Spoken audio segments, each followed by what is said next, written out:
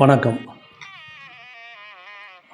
இன்றைய தினம் நம்முடைய இந்து பாரம்பரியத்தில் திருமணச் சடங்கு அதெல்லாம் ஒரு காலத்தில் எவ்வளோ விமரிசையாக கொண்டாடினாங்க.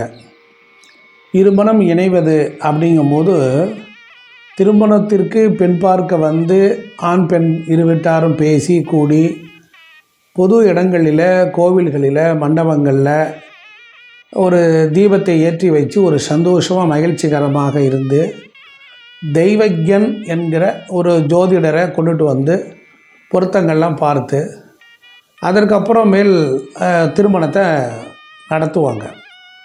அந்த சடங்கு சம்பிரதாயத்திற்கு அவர்கள் கொடுக்குற முக்கியத்துவம் இருக்குது பாருங்கள். அதில் அநேக கோடி நல்ல விஷயங்கள் உள்ளே ஒளிஞ்சிருந்தது. ஒவ்வொரு விஷயங்களும் இப்போ கல்யாணம் ஆயிடுச்சு, நிச்சயம் பண்ணியாச்சு, இல்லைன்னா பரிசம் போட்டாச்சு, இல்லை உறுதி பண்ணியாச்சு, வெத்தலை பாக்கு பண்ணி இந்த பொண்ணுக்கு இந்த மாப்பிள்ளை தான் அப்படின்னு ஒரு உறுதி பண்ணிட்டாங்க அப்படின்னு வச்சுட்டிங்கன்னா, அதற்கப்புறம் பார்த்திங்கன்னா அந்த குடும்பத்தில் எல்லையற்ற மகிழ்ச்சி பிரவாகம் எடுக்கும்.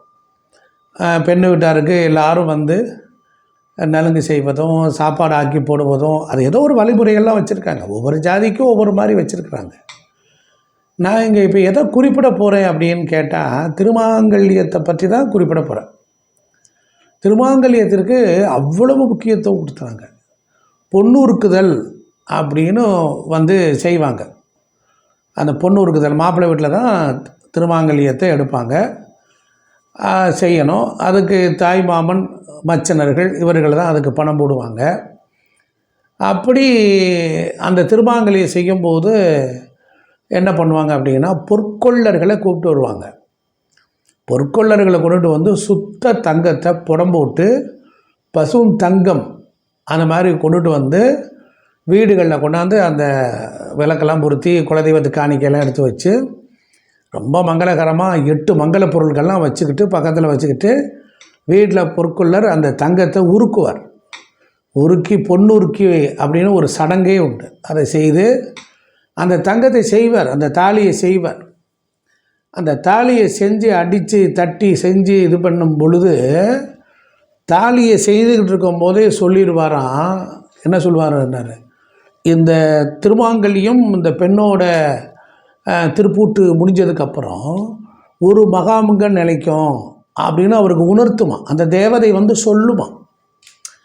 பாருங்கள் எவ்வளோ பெரிய விஷயம் பாருங்கள். அந்த காலத்தில் நாம் சாதாரணமாக பொற்கொள்ளர்களை நினைக்கிறோம். அவங்க செய்யும்போது அந்த வீட்டினுடைய தேவதையும் அந்த திருமாங்கல்ய தேவதைன்னு ஒன்று இருக்குது. அந்த தேவதை வந்து அந்த பொற்கொள்ளரிடத்தில் வந்து அந்த சத்தியத்திற்கு கட்டுப்பட்டு உட்பட்டு வந்து அந்த திருமாங்கல்யத்தை செய்வாங்க. கிட்டத்தட்ட 2-3 நேரம் 3 மணி நேரம் ஆகும். அவர் எல்லாம் அதுக்குரிய அச்சு கிச்செல்லாம் கொண்டுட்டு வந்து வச்சு செய்யும்போது அவருடைய மனச்சிந்தனைகள் உள்ளே வந்து ஒரு தேவதை சொல்லுமா, நீ என்னமோ செய்கிற, இது ஒரு மகாங்கம், ஒரு 12 வருஷத்தான் இந்த திருமாங்கல்யம் நிலைக்கும் அப்படின்னு சொல்லுமா. ஒரு உதாரணத்திற்கு சில சொல்லுமா 2 மகாங்கம் தாண்டும் அப்படின்னு கூட சொல்லுமா, 3 மகாங்கம் 4 மகாங்கம் அப்படின்லாம் வந்து சொல்லுமா. இதன் அந்த செய்தியை பண்டைய காலத்து செய்திகள், பாரம்பரியமான ஒரு அற்புதமான விஷயங்கள். இதில் பாருங்கள், இதை சொல்லும்போது அவர் என்ன சொல்வார்னா, வேண்டப்பட்டவர்களிடத்தில் இதை அப்படியே வெளிப்படுத்துவாராம்.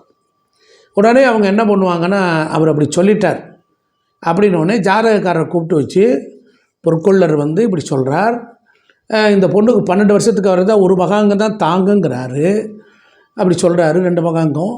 அந்த காலத்தை நகர்த்தி போய் பார்த்து இந்த பொண்ணுக்கு மாப்பிள்ளைக்கு, ஏன்னா திருமாங்கல்யம் மாப்பிள்ளையினுடைய ஆயுளை அடிப்படையாக வைத்துத்தானே நம்ம நிர்ணயிக்கிறோம். அப்படி பார்க்கும்போது ஏதாவது கண்டாந்தரம் இருக்கா அப்படின்னு தெரிஞ்சால் அதற்கு தக்கபடி என்ன செய்வாங்க அப்படின்னா, வேறு இந்த மாதிரி ப்ராப்ளம் வருதுன்னா தெரிந்து கொள்வார்கள். தெரிந்து கொண்டு அதுக்கு தக்கபடி முயற்சிகள் எடுப்பாங்க. அதாவது வந்து இந்த திருமாங்கல்யம் ஆரம்பிக்கும் போகும்போதே அந்த ஹோமத்தை செய்வாங்க. இல்லைன்னா செய்த திருமாங்கல்யத்தை இறைவனிடத்தில் சேர்த்து விடுவார்கள். இதெல்லாம் இலைமறைவு காய்மறைவாக இருந்த சமாச்சாரம். அப்புறம் என்ன பண்ணுவாங்க அப்படின்னா, அந்த பெண்ணுக்கு ஒரு ஆயுள் ஹோமத்தை வளர்ப்பார்கள். ஒரு குறிப்பிட்ட காலத்தில் தெய்வீகர்கள் ஜோதிடர்கள் சொல்லுவாங்க, இந்த திருமாங்கல்யத்தை எடுத்துட்டு நீங்கள் வேறு ஒரு திருமாங்கல்யை செய்யுங்கன்னு கூட சொல்லுவாங்க. இப்படிப்பட்ட ஒரு அற்புதமான விஷயங்கள்லாம் இருந்தது. ஆனால் இன்றைக்கி கல்யாணம்னு வச்சுக்கோங்க, நாளைக்கு கல்யாணம், இன்றைக்கி போகிறாங்க கடைக்கு போகிறாங்க, மிஷின்லாம் வந்துருச்சு, மிஷினில் ரெடிமேட் தாலிலாம் இருக்குது, இப்போ கடையிலே விற்கிறாங்க, போய் வாங்குகிறாங்க, வாங்கிட்டு வர்றாங்க, அவ்வளோதான். அது மிஷினில் கொடுத்து அடிச்சிருக்கிறார். அதாவது ஒரு ஆணினுடைய மனத்தையும் ஒரு பெண்ணினுடைய மனத்தையும் உயிரையும் இரண்டு உயிரையும் இரண்டு உடலையும் நலமாக விளைவிக்கக்கூடிய ஒரு பந்தம் தான் இந்த திருமாங்கல்யம். இதுக்கு பேர் தாலின்னு பேர். எதுக்கு ஏன் தாலின்னு பேர் வந்தது அப்படின்னு கேட்டால், அதாவது இப்போ நம்ம தாலி அப்படின்னு சொல்கிறோம். அந்த தாலிங்கிறது எதன்னா, தாளம் என்கிற பனை மரத்தினுடைய பட்டை அந்த வேரிலிருந்து அதை அன்றைக்கு இன்னும் பெண்ணுக்கு இன்னும் ஆணை அப்படின்னு நிர்ணயிக்க பண்ணுறோன்னு கட்டிக்குவாங்க. அதுக்கப்புறமேல ஒரு குப்பி செய்து அந்த ஓலையை உள்ளே வைத்திருப்பார்கள். சின்ன ஓலையில் எழுதுவார்கள்.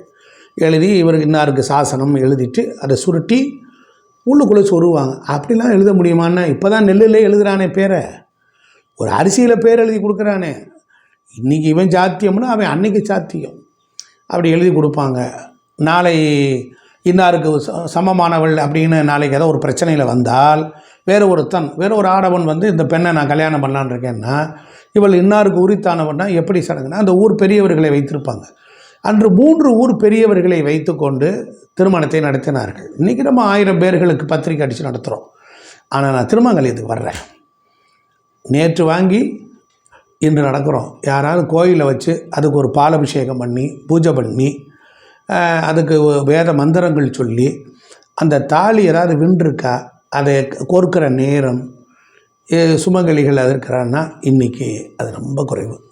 கல்யாணத்தை லட்சக்கணக்கில் கோடிக்கணக்கில் செலவழிக்கிறாங்க.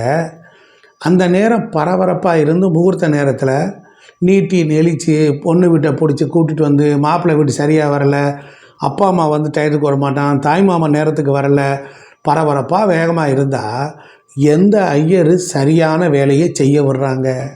திருமாங்கல்யங்கிற பேரில் அது பூஜை கூட கிடையாது. பேருக்கு ஒரு பூஜை நடக்கும், ஒரு வரட்டு கத்தலாக நடக்கும், அதுக்கப்புறம் வேகமாக கல்யாணம் நடக்கும்.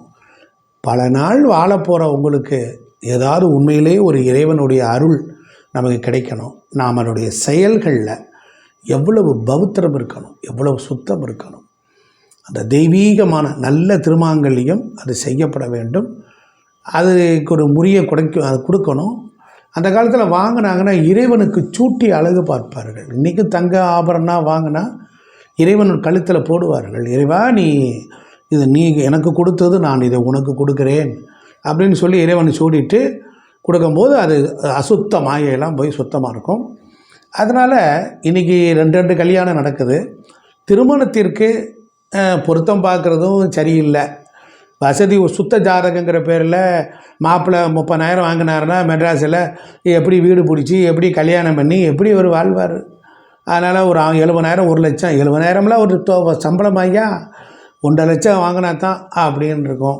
இப்படி பணத்தை பார்க்கும்போது குணம் இருக்காது. அந்த மாப்பிள்ளைக்கு இந்த பொண்ணு பொருத்தம் இருக்கான்னா பணம் வேலை வாய்ப்பை தான் இப்போ பொருத்தமாக பார்க்குறாங்க. உண்மையிலேயே இந்த பொண்ணுக்கு இந்த மாப்பிள்ளை போனால் அவர் லைஃப் லிஃப்ட் ஆகுமா அப்படின்னு பார்க்குறதெல்லாம் இப்பொழுது குறைந்து வருகிறது. எவரையும் குறை சொல்ல வேண்டும் என்ற நோக்கம் இல்லை. மக்கள் விழிப்புணர்வு அடைய வேண்டுமே. அதனால் கடந்த கால சம்பவங்களை பார்க்கும்பொழுது இப்பொழுதும் உண்டு, இப்பொழுதும் முடியும், முடியாததெல்லாம் ஒன்றும் கிடையாது. இன்றைக்கி நாம் அந்த காலத்துலலாம் இந்த மாதிரி டைவர்ஸ்லாம் கிடையாது, இடையிலலாம் கிடையாது, பிரிவு கிடையாது. ஆனால் வாழ்ந்தாங்க, 40 வருஷம் 50 வருஷம் வாழ்ந்தாங்க, சுமங்கலியாகவே இருந்தாங்க, பேரம் பேத்தியெல்லாம் பார்த்தாங்க. இன்றைக்கி 1 வருஷம் கூட நிற்கலையே. அப்போ நம்மளிடத்தில் தானே குறை இருக்கிறது. இந்த மாதிரி விஷயங்கள்லாம் உங்கள் காதில் விழுகணுங்கிறதுக்காகத்தான் சொல்கிறேன். யார் மனமும் புண்படும்படியாக நான் சொல்லவில்லை. இந்த லோகத்தில் தர்மம் குறைந்தால் அதர்மம் தலை தோங்கும். எங்கே பார்த்தாலும் அதர்மமாக இருக்குது. அதனால் இப்படியும் இருக்கிறவர்கள் இருக்கிறார்கள். அதனால் அந்த பொற்கொள்ளர்கள் இருக்கிறார்கள். அதுக்காக இப்போ ரெடிமேட் செயின் வேணால் வாங்கிக்கலாம்.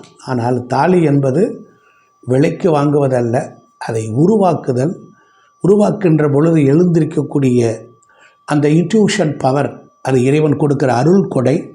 அதை தெரிந்து கொண்டால் வருமுன் நாம் காக்கலாம், நமக்கு ஒரு வினை வரப்போவதை உரைத்து சொல்வார்கள். இந்த விஷயம் உங்களுக்கு பிடிக்கணும். எல்லாரும் காதலியாவது வாங்கி போட்டுக்குங்க என்பதைத்தான் நான் சொல்கிறேன். இன்றைய சிந்தனை வாழ்வியல் சிந்தனையிலிருந்து உங்களிடத்தில். இந்த வீடியோ பிடிச்சிருந்தால் லைக் பண்ணுங்கள், ஷேர் பண்ணுங்கள், சப்ஸ்கிரைப் பண்ணுங்கள். நன்றி, வணக்கம். திருச்சிற்றம்பலம்.